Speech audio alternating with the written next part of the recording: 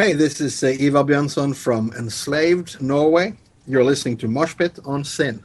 So Ivar is the guitarist for Enslaved, who released their 13th album In Times last year. They'll be visiting our shores, celebrating their 25th anniversary tour, playing in Melbourne at the Prince Band Room on Thursday the 6th of October. Ivar, thank you so much for joining me. Nice to be on here. Thanks. So talk a little bit about the show, because it sounds really, really massive. Yes, what we're trying to do this time, we want to show that we really enjoyed ourselves the last time, and that we're really happy to be invited back. Also, we're just over halfway through our anniversary year, celebrating 25 years as a band. So we wanted to do something special, and for this Australian tour, we're doing something that's only doing here on this part of the world tour. Is that when people get their tickets, they can also go and vote for the set list. We're doing two sets.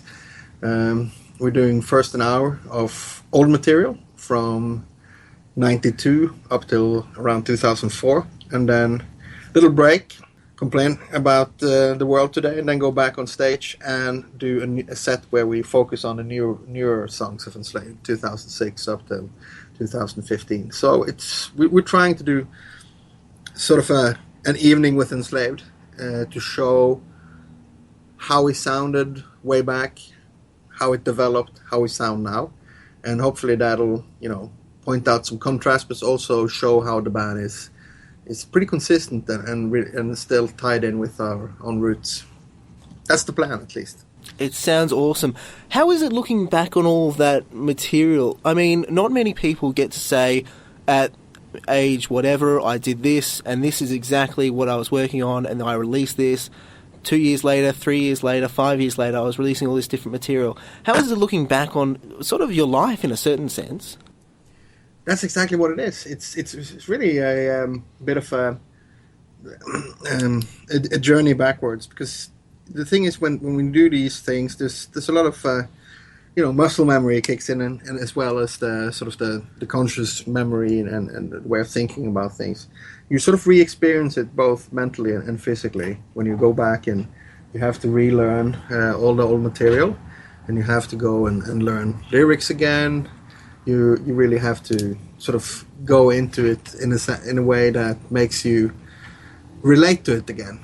And not only, one thing is listening to your old albums on a Friday night and being nostalgic about that, but playing and actively putting them in the context really brings it back. They say the smell really brings back memories, but old songs definitely do it even more. So it's been great sort of to reconnect with that whole history. We've been doing it all the time, being inspired by our old work, but this time it's really been thorough, and talking to people around, doing these gigs and getting that kind of feedback. Also, how people experience the whole journey has been amazing. Now, some of the songs you're arranging together, apparently for the first time. What's the key to making a good set of songs? That is the question. That's a question that's almost as abstract as how what's the trick to writing a good song, or if not as abstract. And I guess people can't really figure it out in a sense, because it's so subjective, so much gut feeling involved in it. So what we do is try and find sort of a hook, try and find a concept in the same way as you would do for an album, I guess, when you put songs together for that. So we want to think about like the starting point. That's pretty much the only thing that you can really go for. It's the starting point, what you want to convey, what you want to tell. And then it's all about like just focusing on those thoughts around it and see whatever springs to mind, sort of. Where we go. Do you want to focus on certain tempos? Is there certain atmospheres you want to go for? Do you want to surprise? What's the idea? You got to have some kind of idea, and then I guess it's sometimes you get lucky and sometimes you're less lucky, but you get better at it with time, I guess. And also it's important, you get feedbacks from yourself, from knowing how you've done things before, and you get feedback from other people how they experienced it. So yeah, it's definitely not an accurate science. It's quite fussy, the whole thing. But that's why we like doing it too. It's really exciting. And the one thing is how the performance went in terms of, mechanically playing it, and how did the audience react, how did we interact, but also how was the actual set list, because you can put the songs in your playlist and listen through it, at your desk or on your iPod, but it doesn't really work like that when you do it in a live situation, and things can really turn out differently. And this time, I guess it's even more confusing and fussy, because now it's the people who bought the tickets who's actually setting up the set list. So that's going to be an interesting one. The press release states that the second set focuses on a redefinition of Enslaved's creative force. As stated earlier, 25th anniversary, do you guys still feel that you're redefining yourselves? In a sense, yes. I think Enslaved was pretty much, I guess that's what a band does, that the minute that you have sort of a presence where there's something about what you're doing that makes you stand out from other bands, in a sense. Again, we're back to the fussiness of the whole thing.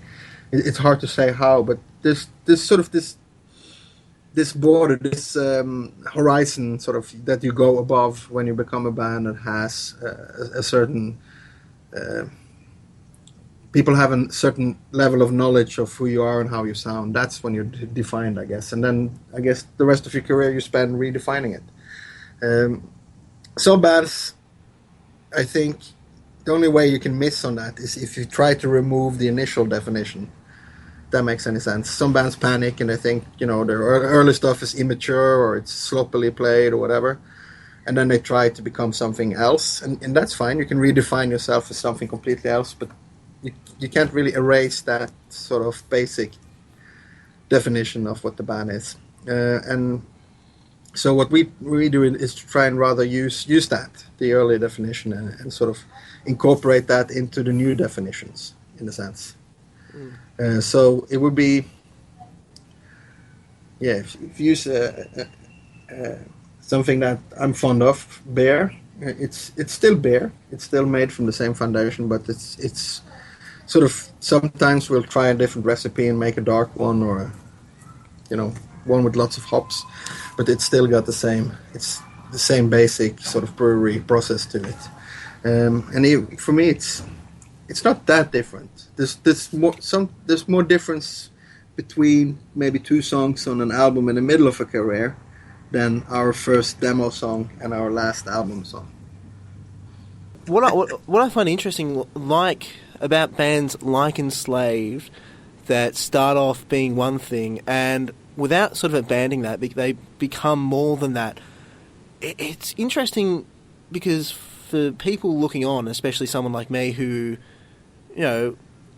wasn't alive even at the beginning, and certainly has sort of come on to it a bit late.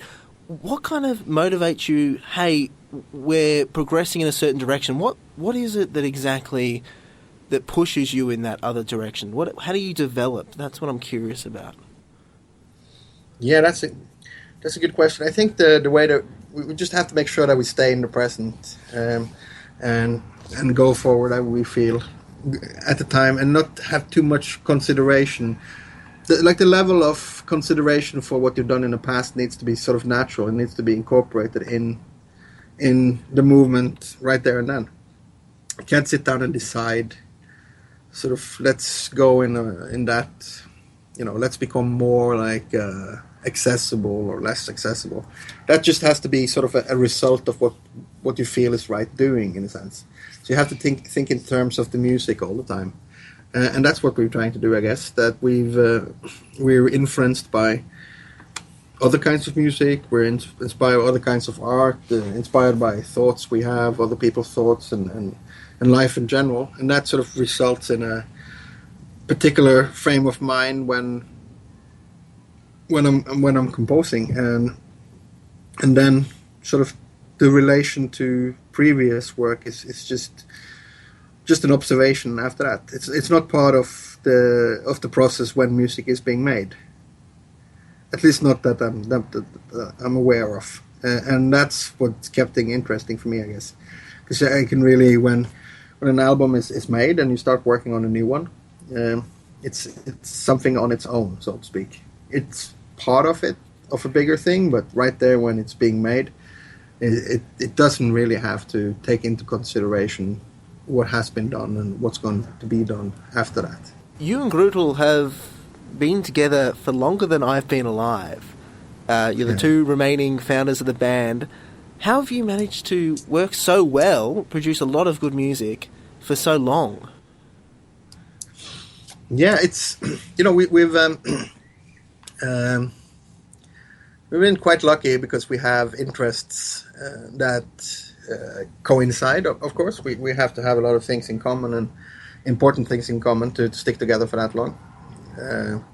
Goes without saying, but also we have a lot of diverging views on things, and we both have the ability to see that there's more answers to the same question.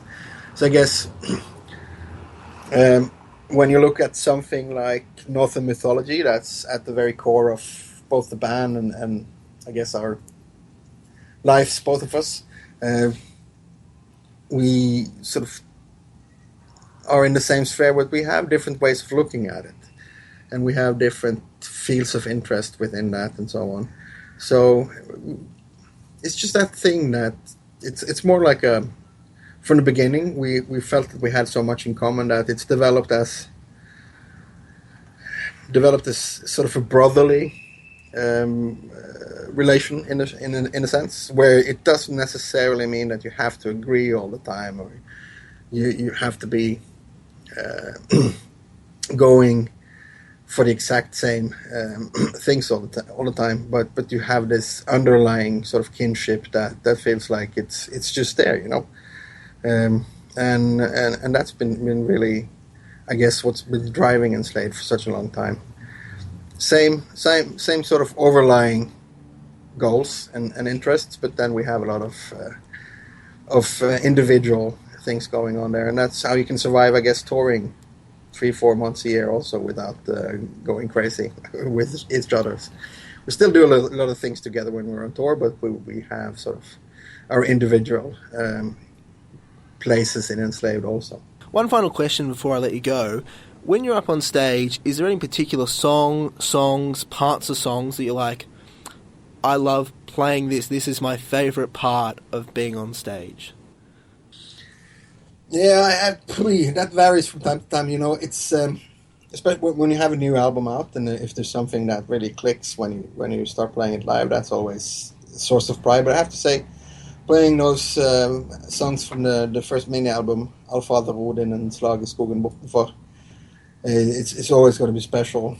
I just did a guitar clinic where we were sort of analyzing those songs and how they're written, and it's just the absurdity of having written those songs when I was 14 myself, and that's now 24 years since I wrote them, and playing it to a bunch of people.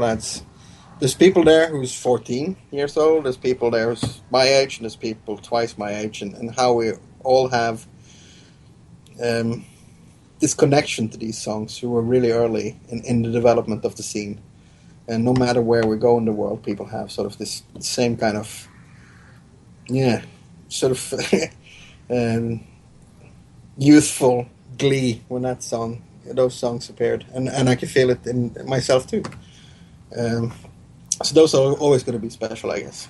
Enslaved will be playing in Melbourne at the Prince Band Room on Thursday, the 6th of October. Ivar, thank you so much for joining me. Absolutely love your work, and it's been an absolute pleasure to have this chat with you. Absolutely. The same to you, man. Thanks for a very nice interview.